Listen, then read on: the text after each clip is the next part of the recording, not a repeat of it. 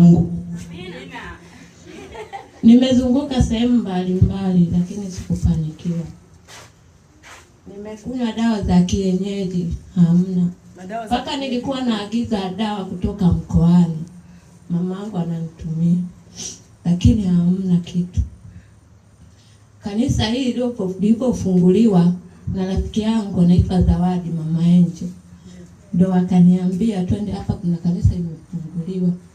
Ndio tukaja. Nimesali hapa miezi miwili tu. Watatu nikamshirikisha mchungaji. Kwanza alipokuja yule askofu alinitabiria, akaniambia, we dada, kuna vitu vinatokea kwenye maisha yako lakini vitu vya furaha. Unaona, nikapokea.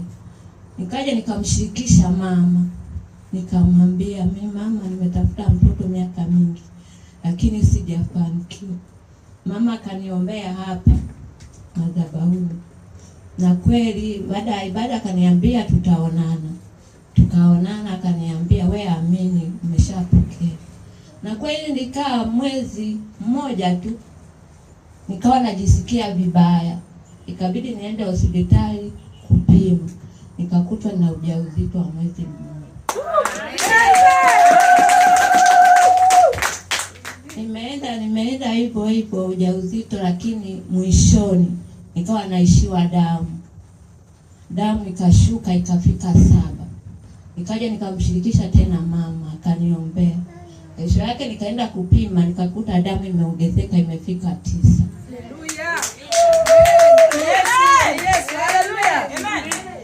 Nimeenda sasa, ilikuwa mwishoni ndio nimejifungua na hiyo 9.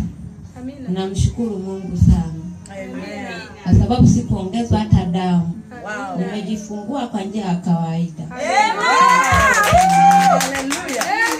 Jamani wapendwa, hili kanisa msilione kama banda. Msiwe mnaangalia huko barabarani, mnaangalia hilo kanisa banda. Hili kanisa Mungu yupo hapa. Amina. Barikiwa sana, barikiwa sana.